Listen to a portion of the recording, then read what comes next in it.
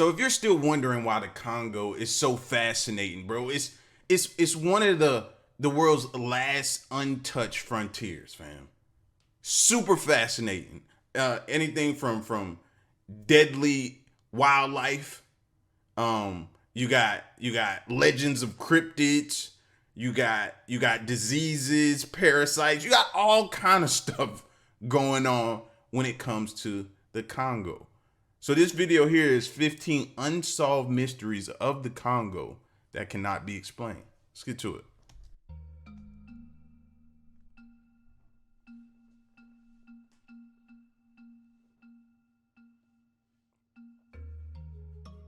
This tourist photographs the mysterious Jabar Fi Spider. In the heart of the Yeah, my eyes went right to that huge, massive spider, fam. Like, that reason alone is why I'm never going. Congolese rainforest, a tourist named Thomas made what he now considers one of the most remarkable discoveries of his life, a sighting and photograph of a giant spider, believed by locals to be the legendary Jabar Fi. Known in some tribal regions as the Great Spider of the Forest, the creature has long been described in local folklore as a massive, elusive, and intelligent arachnid that rarely shows itself to outsiders. For decades, the existence of such a creature has been debated, but Thomas's photograph may be the clearest image captured of one to date. Thomas, who describes himself as an explorer, ventured deep into the Congo, accompanied by his local guide, Nkosi. His goal was to document rare plants and animals hidden in the rainforest's vast green canopy. With only a backpack and camera in hand, Thomas and Nkosi spent several days trekking through dense vegetation, guided by the sounds of exotic birds and the ever-present hum of insects. You better know what you're doing. You know how they would say the rainforest it's like a million ways it can kill you. Congo is like the same thing. The forest was alive with color and movement, yet it was also mysterious and shrouded in an ancient stillness that made every step feel significant. On the third morning of their journey, the two men came across a large clearing unlike anything they had seen before. Suspended high above them was an enormous web, so vast that it stretched across the tops of surrounding trees like a veil. In the center of this silken structure sat an enormous spider, resting motionless as though it were both watching and waiting. Thomas, stunned by its size and presence, instinctively reached for his camera and began taking photographs. He would later describe the creature as larger than any spider he had seen, with long legs that extended outward like branches and a body that seemed to shimmer in the dappled jungle light. Despite his best efforts, Thomas noted that photographing the spider proved difficult due to its height and the surrounding foliage. Although webbing could be seen faintly around the spider, the intricate threads did not appear clearly in the final images. Nonetheless, the size and distinct shape of the creature were unmistakable.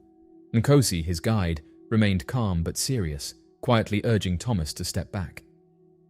He explained that this spider, believed by his people to be venomous, was a powerful being considered by locals to be a guardian of the jungle. Nkosi told Thomas that such encounters were rare and should be treated with reverence. The jungle, in the eyes of the villagers, had chosen to reveal one of its greatest secrets, but that moment of openness had passed. The guide's warning was gentle but firm. Respect the boundaries of nature, and nature will respect you in return. Taking his advice to heart, Thomas lowered his camera and slowly retreated from the clearing alongside Nkosi. As they continued their journey in the following days, they saw no more signs of the giant spider. Yet the experience had left an undeniable impact. Thomas later remarked that the moment gave him a renewed appreciation for the complexity and wonder of the natural world. The forest, with all its dangers and enchantments, felt more alive than ever. Although no further sightings were made, the encounter reminded him that there are still mysteries left on Earth, creatures and moments that exist beyond the grasp of explanation. That we should leave alone to tend to their habitat. You know what I mean? That we should just avoid bothering. Like that size of a spider looks like it probably have a web that we could possibly get stuck in. Because that joker, he probably create a web strong enough that it'd be sticky to us. We probably get caught up in. Interestingly, Thomas's experience is not the first time such a creature has been reported. Stories of the Jabar Fi have circulated for generations among local communities, often describing a spider so large it could trap birds and small animals in its web. Known by the name Jabar Fi, translated by the Baka people as giant spider, this creature has become one of the most puzzling and chilling creatures said to inhabit the remote jungles of the Congo. Descriptions of the spider portray it as a relic from a prehistoric time, with some suggesting it could be a surviving descendant of ancient giant arachnids. Eyewitnesses claim this creature is as large as a human, with legs that can stretch up to 4 or 5 feet in length. While reports of unusually large spiders have emerged from various parts of Africa, it is within the Congo basin that the tales of this giant spider are most deeply rooted. According to the Baka and other tribes, these spiders emerge from dense foliage to spin immense webs, capable of ensnaring not just birds and small mammals, but potentially humans as well. Stories passed down through generations tell of nests built near villages where the spiders lie in wait near game trails, camouflaged in leaf-covered burrows or massive tree-to-tree webs. One of the earliest Western accounts comes from the late 1800s, when a British missionary in Uganda reported discovering a web of enormous proportions near Lake Nyasa. His companions, entangled in the thick strands, were reportedly attacked by spiders with legs over 4 feet long. This unsettling account was followed by a 1938 expedition, where locals informed researchers about massive spiders that produced thousands of eggs the size of peanuts and actively hunted large prey. Now, this is what I was sitting here thinking of, and it's kind of seems like a movie in my head. Like, imagine them going out there doing research, and this spider just happens to find a spot to lay eggs, right? This huge spider lays eggs, or some kind of way the eggs get put back on whatever transport vehicle that got them there, and they end up bringing it back here. And the egg hatches, and spiders are born, and they spread throughout the U.S. And now this is their, like, that could easily happen. I know it sounds like a movie, but that can easily happen.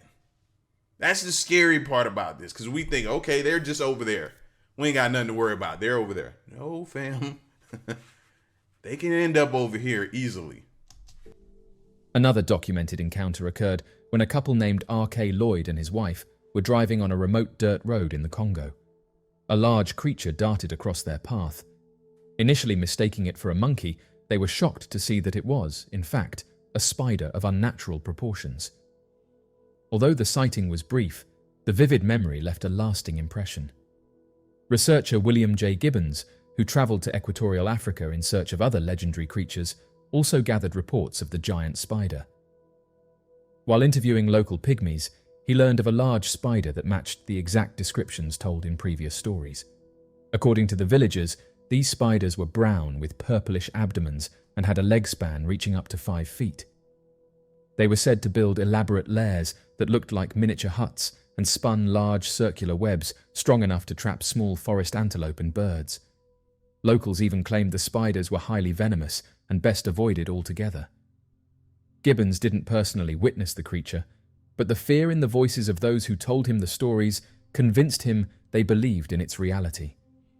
Despite these chilling accounts, many experts remain skeptical due to biological limitations known to affect arthropods, including spiders. One key reason giant spiders are deemed unlikely is due to their respiratory system. Spiders breathe through a network of fine tubes called tracheae, which deliver oxygen directly to their tissues. This system works well for small animals, but as body size increases, oxygen diffusion becomes less efficient. Unlike crabs and other larger arthropods that have evolved gills or more complex breathing mechanisms, spiders remain limited by this simpler system. The largest known species today, such as the Goliath bird eater and the huntsman spider, have leg spans of around 12 inches.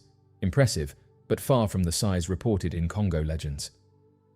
Some scientists, however, argue that under different atmospheric conditions, such as higher oxygen levels like those found in prehistoric times, That's what I was thinking. That supports the theory that they were saying about the dinosaurs, that they had higher oxygen levels, which caused them to be bigger. You know what I mean? And just ginormous creatures that walk the earth. So that would make sense as to why the spider couldn't survive in this type of atmosphere nowadays, because the oxygen levels aren't as high as they were before. That I've heard that theory before. So when they were saying it, I was thinking about the dinosaurs. It might have been possible for spiders to grow far larger. In theory, without the current biological limitations, spiders could reach the size of small dogs, with leg spans of 6 feet or more. As scientific debate continues, the legends surrounding the giant spider persist. Whether a product of folklore, misidentified wildlife, or an undiscovered species, the mystery remains unsolved. Soldiers encounter a mysterious creature in the Congo. Referred to by some as Earth's real-life Jurassic Park, the Congo Basin is renowned for its unparalleled biodiversity. It shelters countless species of plants and animals, many of which remain undiscovered or poorly documented by modern science. Amid this sprawling expanse of wilderness, stories have begun to surface about an unusual creature that stands apart from the known wildlife, a mysterious figure known as the spiny-backed chimpanzee. Unlike traditional accounts of mysterious creatures that have lingered in local folklore for centuries, reports of the spiny-backed chimpanzee are relatively recent. This strange primate is said to be a large, bipedal ape with grey fur, an unusually broad face, and most distinctively, spiny protrusions emerging from its back. Some researchers speculate that this creature could be a new species entirely, perhaps a surviving relative of ancient or extinct primates, while others believe it might be a misunderstood or mutated variant of the known chimpanzee species in the region. Like, why are they mutations so much better than ours, bro? Look at this. He got more ways to defend himself. That's like a defense mechanism on his back, so nothing can't sneak up, try to attack him from behind without getting stabbed. What we get?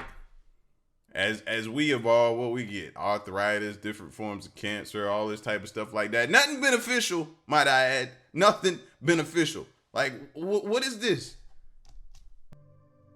One of the earliest and most detailed modern accounts comes from a highly unusual source, a former member of a US Navy unit. According to this anonymous individual, a team of Navy SEALs encountered the strange chimpanzees during a mission in the Congo in the year 2000. The mission's specific purpose remains unclear, and many of the finer details are said to be classified.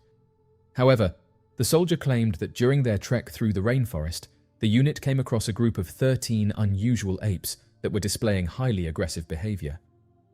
The soldier described these creatures as standing between 4 and 6 feet tall when upright, and they moved with a striking degree of intelligence and confidence. They were not afraid of humans and were seen confronting other animals in the area. What made them truly unique were the spines that lined their backs, sharp, rigid projections that appeared to rise like porcupine quills whenever the animals became agitated or alert. These features... Oh, so they just really out here being Wolverine, huh? That's basically what that made me think about. These jokers done turned into X-Men. ...have led to the creature's informal name, the spiny-backed chimpanzee.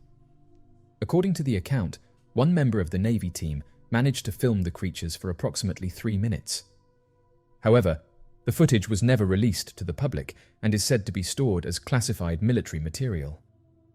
The precise location of this encounter was never officially disclosed, but those familiar with the story believe it may have taken place near Lake Tanganyika, a remote and ecologically rich region of the Congo. Many researchers have speculated that the creature could be related to the Beely ape, a rare and once mythical primate that was confirmed to exist after years of skepticism. The Beely ape was once believed to be nothing more than tribal legend, but evidence eventually proved that it was a real species with unique physical and behavioral traits. Some have suggested that the spiny-backed chimpanzee might follow a similar trajectory, emerging from the realm of hearsay and secrecy into scientific recognition. Because such a large portion of the Congo remains untouched and unexplored, it is plausible that unusual or rare primate species have avoided detection by both researchers and satellite imaging. To this day, no new information has surfaced publicly regarding the spiny-backed chimpanzees. Those who have studied the case suspect that the individuals involved were instructed to remain silent, perhaps due to the nature of their mission or the potential implications of their discovery. While the story remains officially unverified, its details continue to inspire fascination among those interested in the unknown wonders of the natural world. In a rainforest where mystery thrives and many species have yet to be catalogued, the possibility of a creature like the spiny-backed chimpanzee remains within the realm of reason. Whether it is an undocumented primate, a relic of evolutionary history, or something altogether unexpected, the story stands as a powerful reminder that there are still secrets hidden in the world's wildest places, waiting to be uncovered. American tourists encounter a giant crocodile in the Congo. In the heart of Africa, amid one of the world's most mysterious and untamed river systems, a harrowing event unfolded that left 2 American tourists in shock and mourning. What began as an ambitious kayaking expedition down the remote Lukuga River in the Congo turned into a moment of horror when their experienced guide... That's on some of y'all's bucket list? To kayak through places like the Congo and the Amazon and all this type of stuff? This is where y'all want to kayak through. I don't get it. Like, clearly you haven't done your research of what you could really come up against. And even though crocodiles are super deadly, scary alone, they're just one of many things. Like, who goes kayaking in the Congo, bro? Y'all are brave. Other than if there are any tribes that live there, they'd be the only ones I'd be like, all right, cool. They know this area. They know how to survive. Other than that, y'all crazy. The remote Lukuga River in the Congo turned into a moment of horror when their experienced guide, Hendrik Coetzee, was suddenly and violently pulled from his kayak by a massive crocodile and dragged beneath the surface. The 2 surviving adventurers, Ben Stuxbury from Mount Shasta, California, and Chris Korbulik of Rogue River, Oregon, recounted the traumatic event, which has since cast a spotlight on the long-standing legends of giant crocodiles in Central Africa. The trio had embarked on this journey with a deep sense of purpose, aiming to draw attention to the urgent need for clean water in Africa.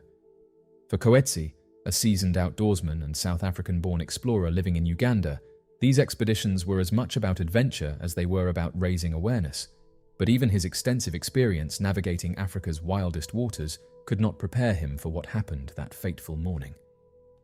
They had just completed... Yeah, they would have had to drop me a cruise ship in the water. I'm not getting... And with them raising awareness, I'm all for that. Just do it safely. You know what I'm saying? Everything they was doing was great, phenomenal. And they was being adventurous. But just... Nah, bro, drop me a whole cruise ship. That's the only way I'm moving through these waters. I need something huge, not some little kayak. ...a stretch of rapids and were paddling together, tightly grouped in a formation designed to mimic a larger animal, one of the few strategies that can sometimes deter predators in the wild. The location was particularly remote, a little-known segment of the Lukuga River, which flows into the Congo River. This area, largely unexplored and uncharted, is home to some of the most powerful wildlife on the continent. The region has long been steeped in stories of giant crocodiles, said to be significantly larger than the Nile crocodiles typically encountered elsewhere.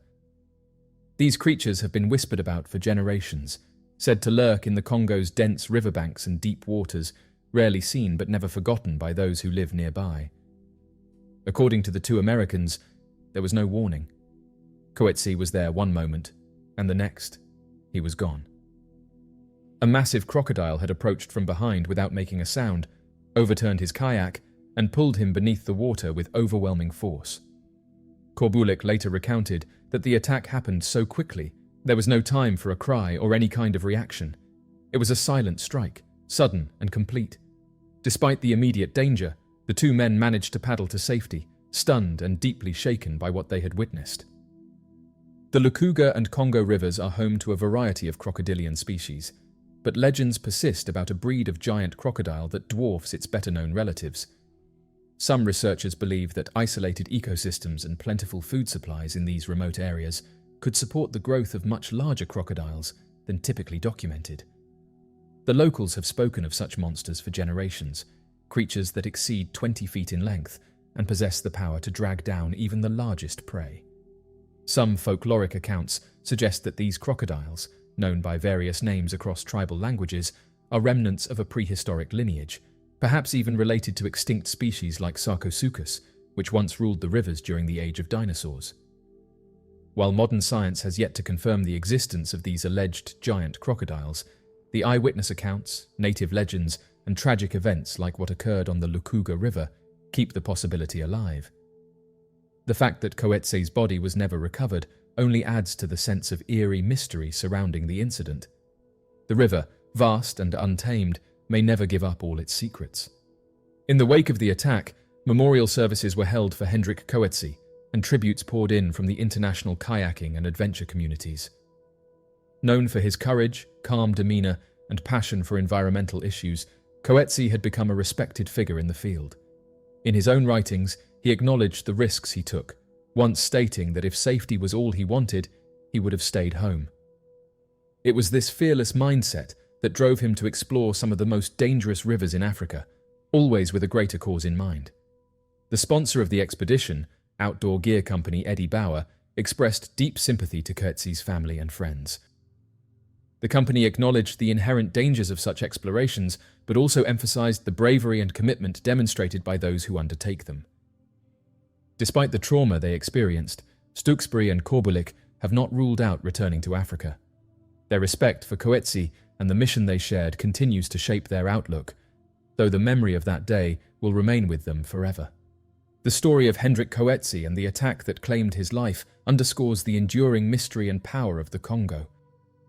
In a place where ancient creatures may still thrive and nature remains largely uncharted, it serves as a reminder of the untamed world that exists beyond the edges of the map. While many questions remain unanswered, one thing is certain: the waters of the Congo hide more than just currents.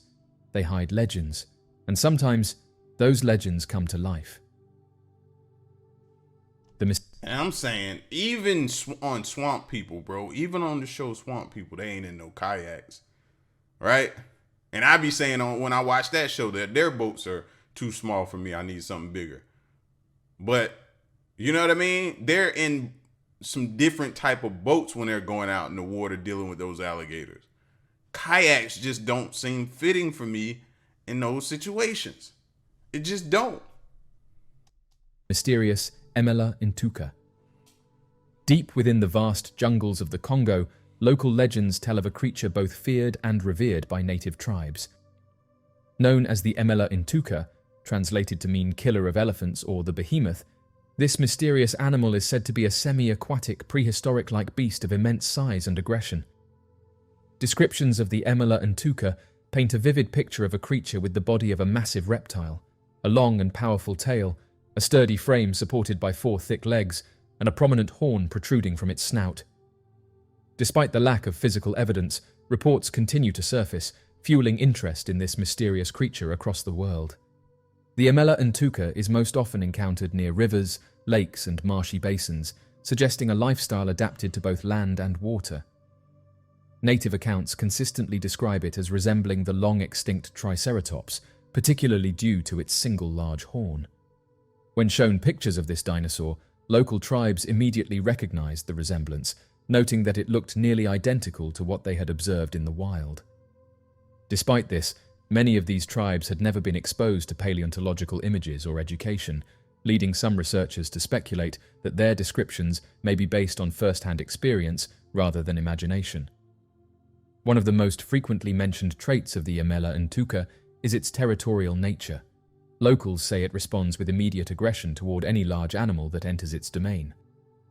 According to various accounts, it is known to confront elephants, using its horn to drive them away, or in some instances, overpower them. Although the Emila Inuka is said to be herbivorous, its aggressive tendencies are well documented through oral tradition. Native stories recount how wildlife tends to avoid areas known to be inhabited by this beast, suggesting it holds a dominant place in its ecosystem. I mean, wouldn't you? I'm just saying, look at it. Like, it don't take a rocket scientist to see that you run up on that animal's like, you know what? You got it, man. It's yours. I wasn't even trying to go that way. My bad. It's yours. I'm going to go this way. And that's the respect it should get. Legends say the creature is roughly the size of an adult elephant, with a long neck and tail that balance its heavy, muscular frame. The horn, while resembling that of a rhinoceros in placement, is believed to be made of bone, unlike the hair-compressed structure of modern rhinos. Some have even claimed it resembles ivory more than horn. This distinction, if accurate, could point to a completely different evolutionary path. The Emila Ntuka's tail is also said to be far more massive than that of any known rhinoceros, ruling out that species as a misidentification. One of the most intriguing aspects of the legend involves an account from the 1930s. A tribe reportedly encountered and subdued one of these creatures. One man claimed to have taken the horn from its body and still keeps it hidden due to fears it might be confiscated. While the man has never come forward publicly, the tale has endured for decades and continues to inspire curiosity among researchers. A French researcher named Michel Ballot has taken a particular interest in the Emila Ntuka. Since 2004, Ballot has led multiple expeditions into remote areas of Cameroon and neighboring regions, searching for any signs of the creature's existence. During one of his journeys in 2005, he came across a wooden carving in a village that depicted an animal matching the description of the Emila Ntuka. The carving showed a creature with a bulky body, 4 legs, a long tail, and a prominent nasal horn. To Ballot and others, it appeared to be a cultural reference to something the local people had seen, not merely imagined. Even with all of these accounts and cultural references, mainstream science remains unconvinced due to the absence of concrete evidence such as bones, photographs, or verifiable sightings. Many biologists argue that if such a creature ever did exist, it likely disappeared thousands of years ago. Yet, the persistence of stories, along with the specificity of native descriptions, makes it difficult to fully dismiss the possibility that something extraordinary may still be hiding in the depths of Central Africa. Local tribes remain firm in their belief that the Emila Ntuka is a real and living creature. They describe encounters with a sense of both fear and awe, and they maintain a respectful distance from regions believed to be part of its territory. Some believe the creature has simply learned to avoid areas with human activity, retreating deeper into uncharted regions of the rainforest. While no definitive proof has surfaced, the legend of the Emila Ntuka continues to capture the imagination of explorers and researchers. Whether it is a living fossil, a misidentified species, or a symbolic figure deeply embedded in tribal mythology, the creature remains one of the most fascinating and enduring mysteries of the African wilderness.